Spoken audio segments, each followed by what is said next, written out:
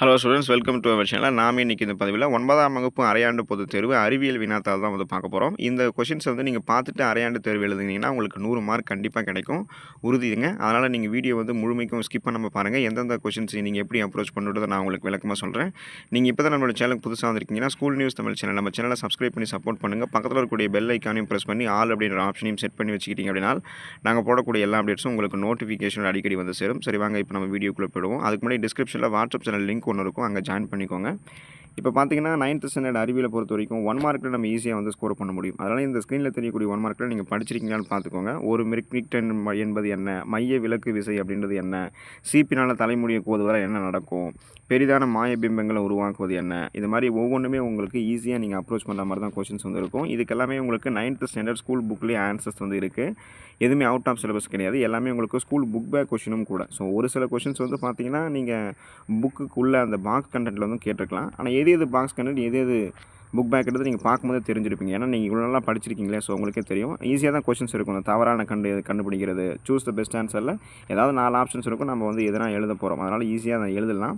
So உங்களுக்கு ஒவ்வொன்றுமே காட்டுறேன் பாருங்கள், ஷோ பண்ணுற பாருங்கள். 7வது கொஸ்டின் 12வது கொஸ்டின் வரைக்கும் இப்போ உங்களுக்கு ஷோ பண்ணுறேன். இதையும் நோட் பண்ணிக்கோங்க. நிறுத்தி வீடியோ வேகமாக போகுதுன்னு நினைக்காதீங்க.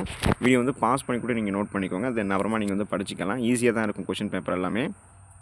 கொஷின்ஸ் எல்லாமே ஈஸியாக தான் இருக்கும். தென் 1 மார்க் முடிஞ்சிச்சிங்களா. அதுக்கடுத்து பார்த்தீங்கன்னா எவையேனும் 7 வினாக்களுக்கு நீங்கள் விடை அளிக்கணும். அதில் 22வது கொஸ்டின் கம்பல்சரி. அதை நான் உங்களுக்கு லேட்டராக ஷோ பண்ணுறேன். இப்போ பாருங்கள், இந்த நிறை எடை வேறுபடுத்துக, திசை வேகம் வரையறு, திரவம் ஏற்படுத்தக்கூடிய அழுத்தம் அது எந்த காரணியை பொறுத்தது, அப்புறம் இந்த மாதிரி 16வது கொஷின் அதில் என்னென்ன அடி என்னென்ன இதில் இருக்குது, நடுநிலையாக்கல் வினை என்ன அதுக்கு உதாரணம் தருங்க. இந்த மாதிரி ஸ்க்ரீனில் தெரியக்கூடிய எல்லா கொஷினுமே படிச்சுக்கோங்க. ஒவ்வொன்றுமே இம்பார்ட்டன்ட் தாங்க, படிக்காமல் போகக்கூடாது. சாய்ஸ் விடாமல் படிச்சுக்கோங்க. படிக்கும்போது சாய்ஸ் விடாமல் படிச்சுக்கோங்க. எழுதும்போது நீங்கள் சாய்ஸ் விட்டு எழுதிக்கலாம். ஸோ நோட் பண்ணிட்டீங்களா. இது நோட் பண்ணிட்டதுக்கப்புறம் தென் பாருங்கள் 18லேருந்து 22வது கொஷின் வரைக்கும். அந்த 22வது கொஷின் தான் உங்களுக்கு கம்பல்சரி. அதை நீங்கள் மேக்ஸ் இருக்குங்க இல்லையா, அதனால் நீங்கள் அதை போட்டுக்கணும்.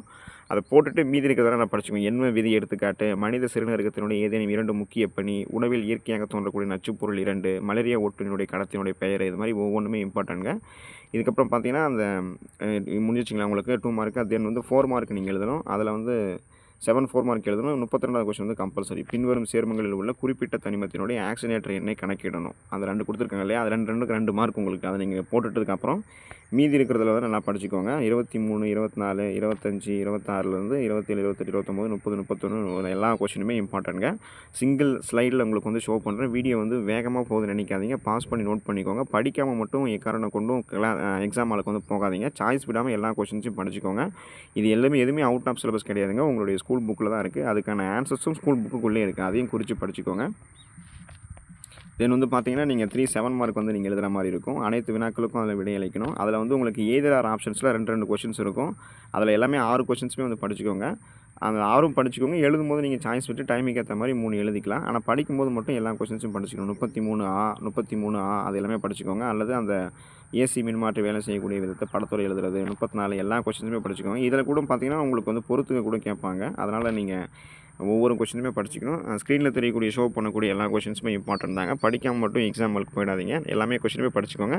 இந்த படம் வரைந்து பாங்கள் குறிக்கிறதெல்லாம் ரொம்ப இம்பார்ட்டன்ஸ் கொடுத்து படிச்சுக்கோங்க. அதெல்லாம் ஈஸியாக நம்ம மார்க் எடுத்துடலாம். காம்பனன்ட்ஸ் நேம் எழுதுறது, 1 மார்க் எழுதுறது, match the following, fill in the blanks எல்லாமே இம்பார்ட்டன்ட் தாங்க. All the best for your examination. Thank you students.